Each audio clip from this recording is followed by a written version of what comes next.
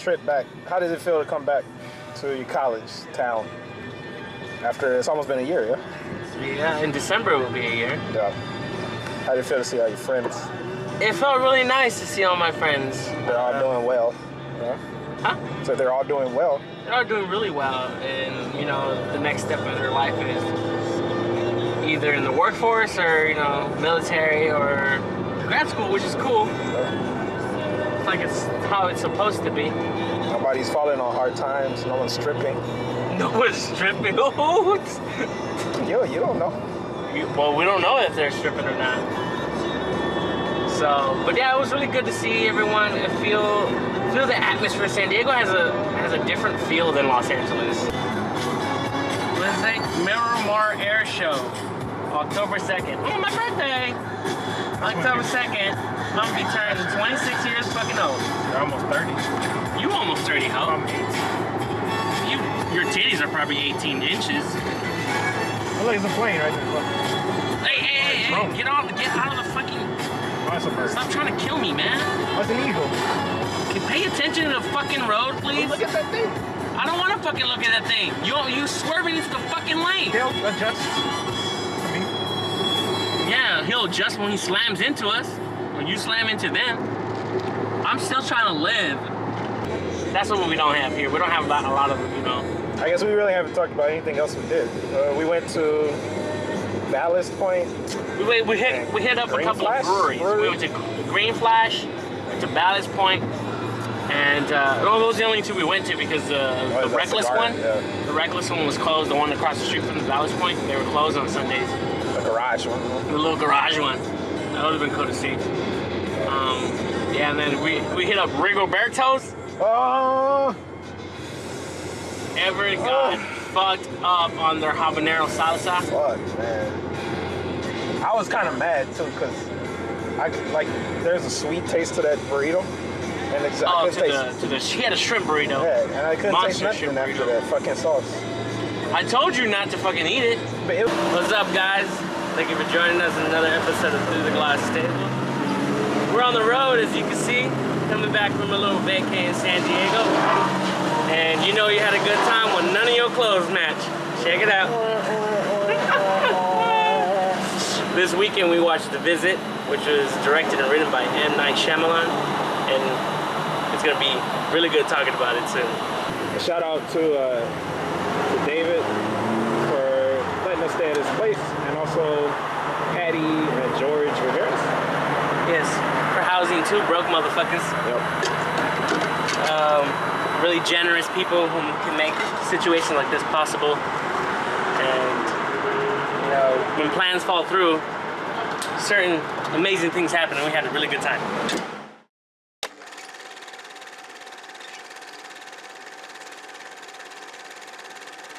It's 52 West. Jesus Christ, we almost missed a ramp because of Everett. But yes, The Visit is about two children who go visit their estranged grandparents in a small hick town. And as the story starts, everything is very normal and everything's going very well with them. They're enjoying their time. But as the days progress, things become really weird. And that's pretty much just the premise of the movie I'm going to give you, because anything more is just going to ruin it. Yeah. What are your initial thoughts of The Visit? The Visit?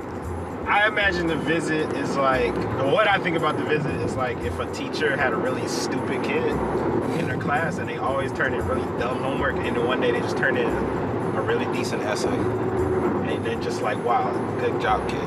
Good job, kid? Good job, kid. That's how I felt about The Visit. It was good. It was a good movie. You gotta turn your brain off when you watch it. It's not the best movie in the world. It's not breaking new ground, but it was a decent movie. Well, what do you say? What would you say were the problems? What are his main problems in all his movies? Okay. Because I think here's the main one. I understand that you've made your mark on Hollywood by creating this concept of the twist and using that as like a focal point in your movie, which is you could do it so many times.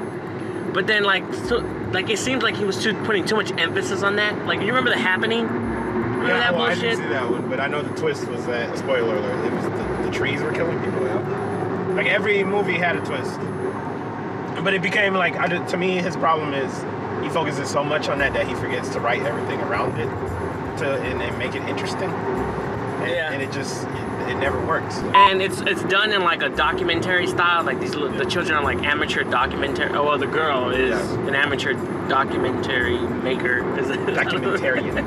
Documentarian. And so I think part of the problem of the visit right now is like maybe it got too much into like the technical aspect of that. Like her character was like using too much jargon for me. Well, they're advertising this movie as just a basic found footage movie. When you go see this movie, it's kind of like, it's not that clever, but it's kind of like a clever commentary on those movies. Because remember those scenes where she's like on the editing program and she's isn't this scene like, can you tell that I'm trying to make you feel in this scene? You know, she knew she was being artistic. Yeah. And so it was kind of like M. Night Shyamalan saying, hey guys, don't take this seriously. And I thought that was pretty cool. Casting wise, I'm gonna be serious. They're new little kids, I think. I really don't know who they are, but I think they were really, really, really good actors. Yeah, that boy is going somewhere. He's going places. That kid, the guy that plays the little boy, he was so funny. It's so charismatic. He did a really good job casting that kid. The girl was good too. The girl was good. But she did what she was supposed to do in her role. She wasn't. That's true. Yeah. Especially the grandma. I really liked her. Like, I think she's a veteran actress, but I can't remember her name. I don't know what she's been in, but I know she's been around for a long time. I remember I told you when I came out, like I wanted to hate the movie. And I still wanted to hate the movie, even when I enjoyed it, and I couldn't think of anything wrong with it. Did you think of anything wrong? Like anything that stood out that bugged you? Nothing that bugged me. I told you, I remember I told you after we saw it that that it wasn't too predictable, but like it was a little bit. You know what I mean? Yeah, well, you predicted the end. I did predict the end. I think that I was so excited to actually see a good M. Night Shyamalan movie. I just totally was like, okay, I'm in. Just surprise me. And I didn't even try to think about it. Like I wasn't cynical at all watching it. And he does a really good job in the beginning. Go back. He does a really good job in the beginning of setting up like the tone of the movie, like with the music and then when they're on the train and the boy rapping. It was so bizarre. It was like, okay. Yeah. Okay. And then everything else, it gets a little out of control towards the end, but it's okay because it was like that from the beginning. What the movie was also trying to do is it is a commentary on like dementia and old age and kind of like what people are going through when they get older and how, but it taken to the levels of extreme, extreme levels.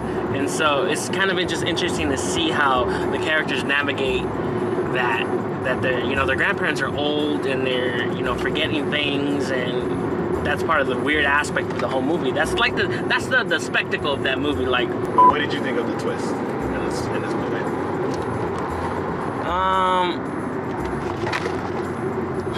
It's just so hard to navigate this. I thought it was an appropriate twist. What's going on here? Stay on the 5. Yeah, 5 freeway. I thought it was an appropriate twist. I mean, there wasn't much else they could do. It was exactly what it was supposed to be, and that's kind of like, I think, I'm hoping that he wrote this completely by himself because I'm very proud of him for being able to, you gotta not take yourself seriously sometimes, and that's what this whole movie felt like. Like all his flaws, he was able to finally get the joke because now, like the twist was that there really wasn't a twist. It was exactly what we thought it was going to be. Like if you're paying attention to the movie, you're gonna get what the twist is. Like there's clues to it, and like Everett said, I guessed it. Like I went over, I was like, and he was like, oh, that's literally how it went down. And yeah, like you said, it was appropriate. I guess that's pretty much it. No? Yeah. What score would you give the visit? I think I would give it a solid 4 out of 5 for me. Just the experience. It was kind of like warm.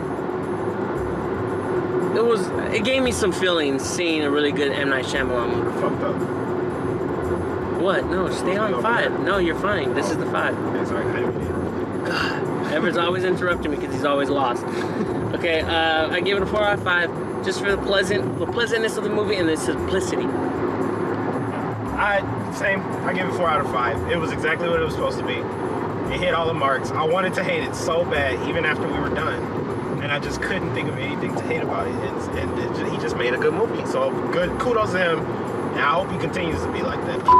Thank you guys for joining us on this little experiment of On the Road Through the Glass Table. We're kind of really just, you know, snowballing it. That's not the correct word. I'm sorry. Snowballing. I'm sorry. I meant, how do you mean it when you just kind of like wing? We're winging it. Winging it. Jesus Christ.